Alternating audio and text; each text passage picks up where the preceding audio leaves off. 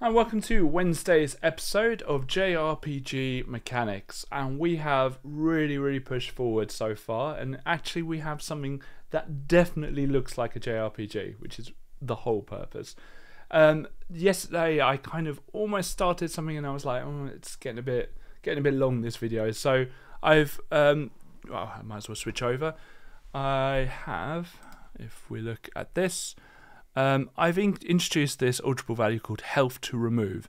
So what we're going to do is anytime we've got health to remove from the enemy, we're going to just set it here. So I want to remove 10, right? And then what I'm going to have is something that just takes away 1 from here and adds 1 to here. It's that simple. Now I'm going to start this at -1, and the reason being is that -1 means that there's nothing to do. Okay, there's no health to remove. And we'll see why that's important in a second. So it's always going to be at -1 when there's no health to remove. So what I want to do is I want to set that data, and we're going to have alterable value set, and we're going to set that at 10, right? So when the enemy is losing health, we're going to say how much health they're losing, and we're just going to start off with 10. We kind of want there to be an element of randomness about this, but for now it'll be 10. So we're going to insert a condition, and we're going to say anytime that enemy, which is that one, anytime that the health to remove is greater than -1, because it starts at -1, we're going to do a number of things. We're going to add, or we're going to subtract 1 from health to remove. We're going to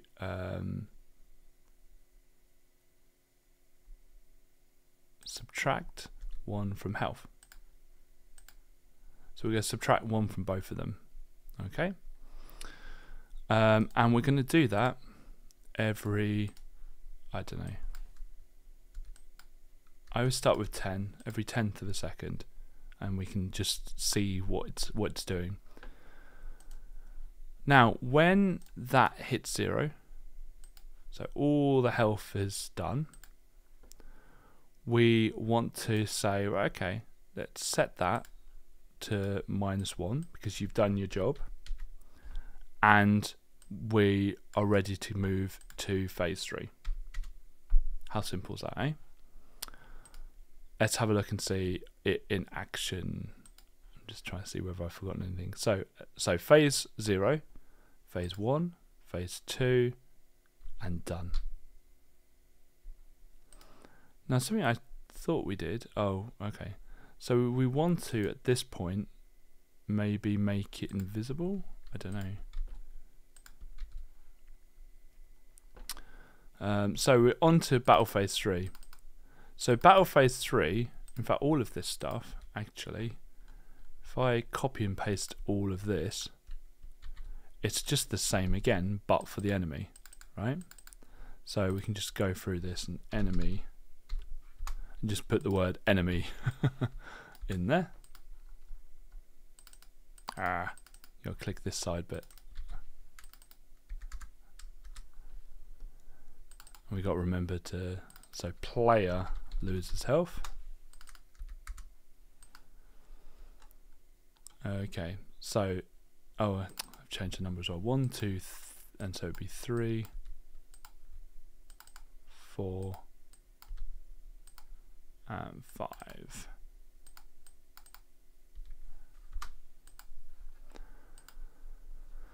Right, so first thing is, so phase 3 actually kind of don't need to do anything. We actually are just gonna move it along, and we're just gonna move it to phase 4. We have a chance here to randomize which attack the player's gonna do, but the player's only gonna have 1 attack, so we're just gonna leave it at that for now.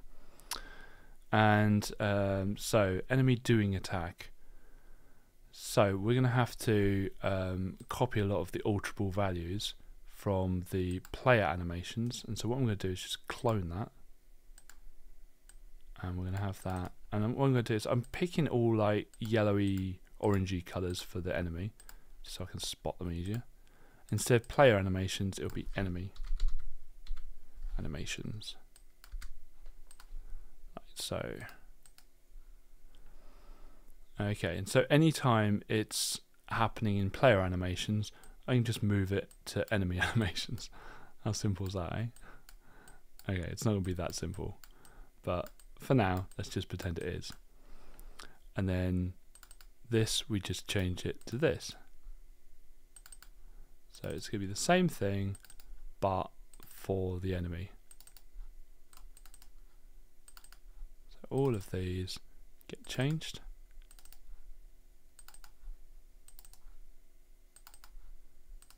I'd normally pause, but actually this is quite therapeutic, I don't know. And we'll see, oh, is there one here? So instead of player animations, should be enemy animations. And again, we've got a couple here. Oh,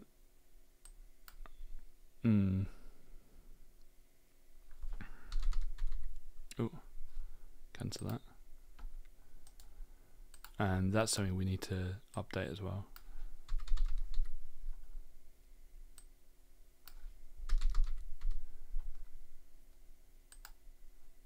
So first of all, the enemy's above, so we actually want them to attack downwards, so we're just going to put a plus there. Secondly, we've started by setting this player start position, but we actually want it to be for the enemy this time.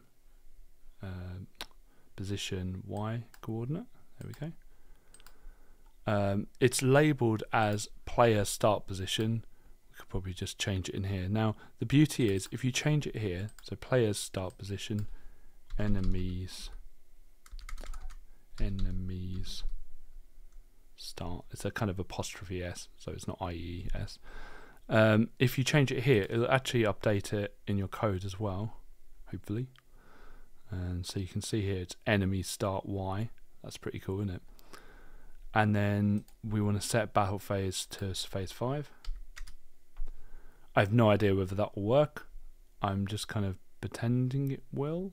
That'll be cool. And then we need to change these as well. So this will be battle phase 3, battle phase 4, and then battle phase 5.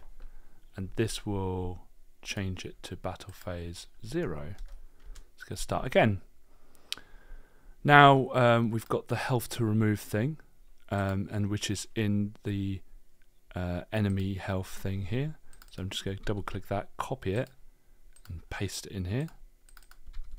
And we're starting at -1. And we're just going to switch this around. So instead of the enemy stats data, it's going to be the player stats data.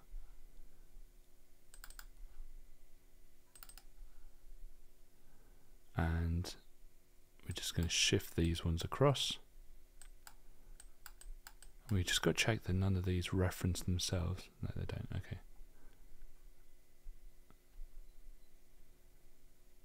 That should theoretically work, but I very, very much doubt it. So let's run the frame.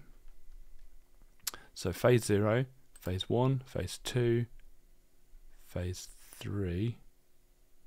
Ooh. Something wrong there. So let's always set the counter to the current phase. So where's our turn? There we are. Ultra value, battle phase. Let's see what's going on here. Click the right one. So 0, 1, 2. Okay, so it's not going to phase 3,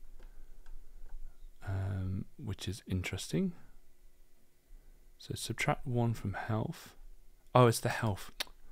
Health to remove.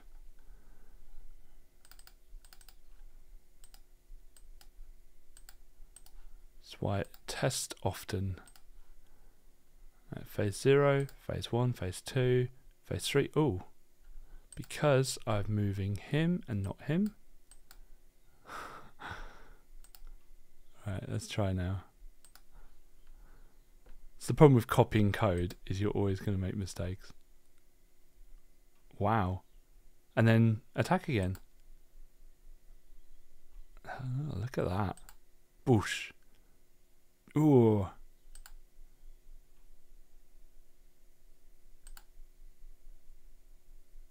Now, this isn't terribly interesting because we're always going to have this kind of long fight where we're just knocking 10 off.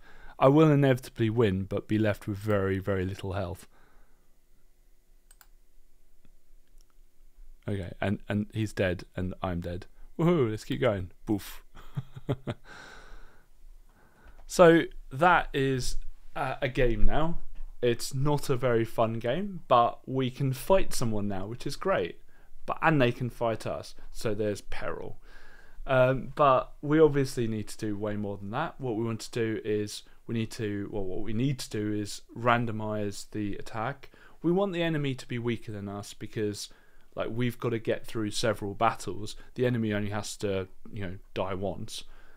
So we want our attack to be slightly higher or to be a lot higher than the enemy's attack, and have an element of randomness. And we want when the battle is complete to be brought back to the map screen. So that's what we're going to be doing in the next few days, the next couple of days, and that is where I'm really, really pushing to make sure we end this week on. But otherwise, thank you very much for watching. If you want to see more from us, click subscribe and keep your comments coming in. They're amazing. Thank you very much.